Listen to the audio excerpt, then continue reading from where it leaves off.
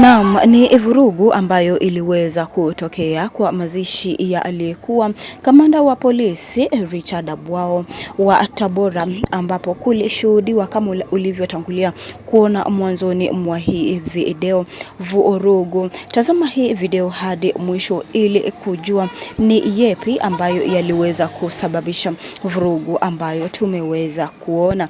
Na kulishuhudiwa hali ya taharuki katika mazishi ya kamanda wa polisi Richard Abwao, ambaye aliweza kufanyika baada ya baadhi ya viongozi waliohudhuria hafla hiyo kuweza kuzomewa na wananchi waliokuwa wamekusanyika kutoa heshima zao na rambirambi za mwisho kwa marehemu.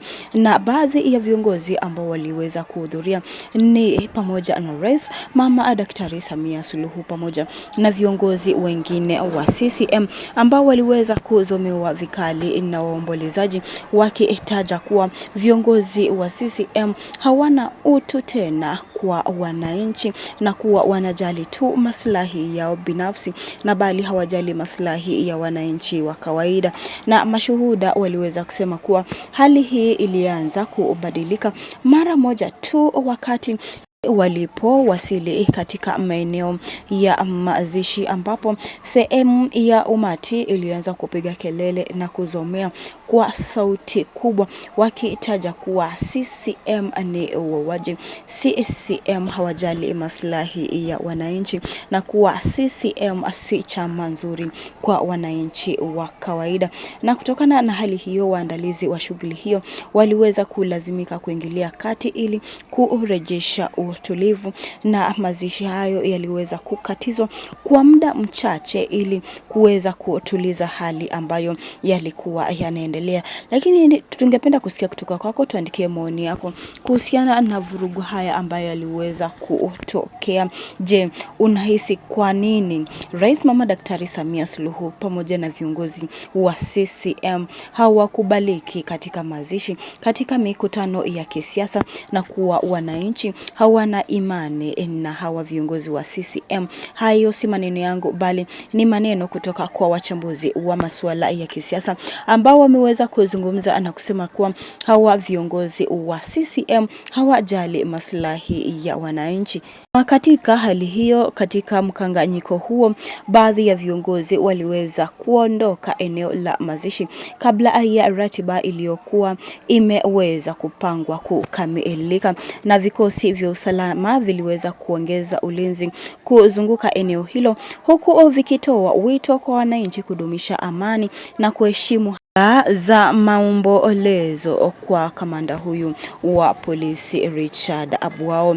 Na wakazi waliozungumza na wanahabari walieleza kuwa hisia zao ni tofauti kuhusiana na tukio hilo ama vurugu ambayo iliweza kutokea, huku wengine wakisema kuwa mazishi yanapaswa kuwa nafasi ya kuomboleza na kuenzi maisha ya marehemu badala ya kuonyesha tofauti za kisiasa au za kijamii, wakisisitiza kuwa serikali ama wanasiasa wanastahili waweze kuwapa wanajamii, wananchi wa kawaida kuweza kuomboleza viongozi wao ambao huweza kufariki dunia, na mazishi hayo iweza kuendelea baadaye katika hali ya utulivu, huku familia, marafiki na viongozi mbalimbali wakimwenzi marehemu kwa mchango wake katika kulinda usalama wa wananchi wakati wa utumishi wake, huku akipewa heshima pamoja na wanapolisi. Kama unavyoona kwenye screen yako,